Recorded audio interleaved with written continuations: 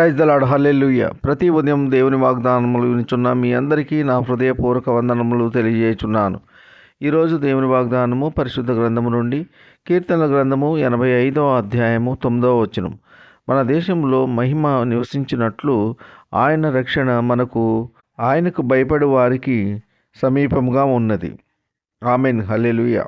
మరి నిజముగా ప్రియ సహోదర సహోదరి, మన యొక్క దేశంలో దేవుని మహిమ నివసించాలంటే, మన దేశం శాంతి సమాధానంగా ఉండాలంటే, దేవుని యందు భయభక్తులు గలవారు, దేవుని యందు విశ్వాసం ఉంచిన వారు, ప్రార్థనా పరులు, యథార్థవంతులు, నీతిమంతులు ఎక్కువ మంది ఉండాలి.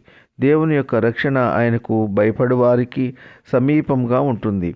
కావున ప్రియ సహోదర సహోదరి, ప్రతి ఒక్కరూ మారు మనసు పొందాలి, రక్షణ పొందాలి, దేవుని వాక్యము వినాలి, చెడు క్రియలు చెడు అలవాట్లు అన్నీ వదిలి దేవుని మార్గంలో నడవాలి, చెడు హృదయమును మార్చుకోవాలి, చెడు తలంపులు చెడు ఆలోచనలన్నీ వదిలి దేవుని వాక్యాన్ని అనుసరించాలి.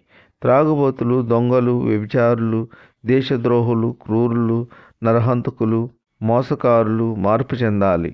వారు చేయుచున్నది సరైనది కాదు అని గ్రహించి వారు చెడు స్వభావాన్ని వదిలి దేవుని తట్టు తిరగాలి, దేవుని వాక్యాన్ని అంగీకరించాలి, రక్షణ పొందాలి, మారమనసు పొందాలి.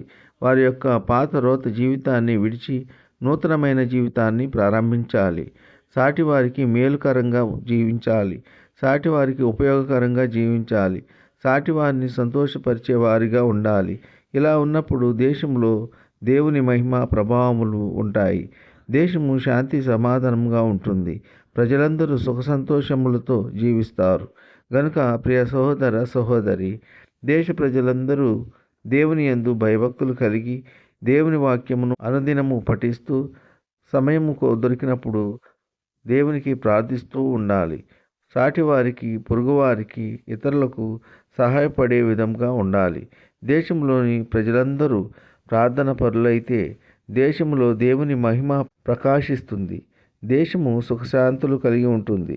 మరియు దేవుని యందు భయభక్తులు గల వారి చుట్టూ ఆయన రక్షణ కాపుదల ఉంటుంది. ఈ కొద్ది మాటలు దేవుడు దీవించునుగాక. ఆమెన్. ప్రార్థన. కృపా సత్య సంపూర్ణ మీ ఘనమైన ఉన్నతమైన నామమునకు వేలాది వందనాలు స్తుతులు చెల్లించున్నాం తండ్రి. యేసయ్య, మీరు గొప్ప దేవుడవు, శక్తివంతుడు, సర్వాధికారివి. యేసయ్య, మీకు స్తోత్రములు.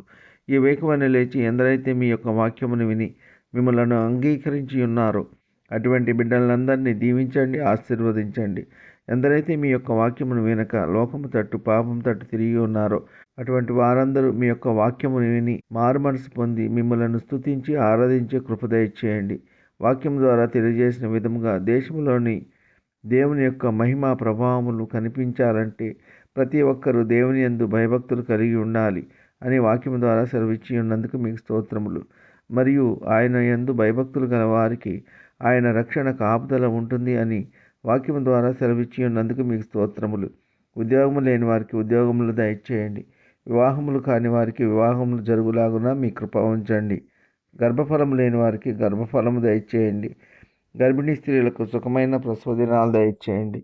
తల్లి బిడ్డ క్షేమంగా ఆరోగ్యంగా ఉండేలాగున మీ కృప ఉంచండి. వ్యాధిగ్రస్తులను బాగు చేయండి, స్వస్థపరచండి.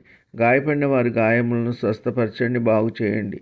కన్నీటిలో ఉన్న వారి కన్నీరు నాట్యముగా మారలాగున మీ కృప ఉంచండి. దుఃఖంలో ఉన్న వారిని ఓదార్చండి.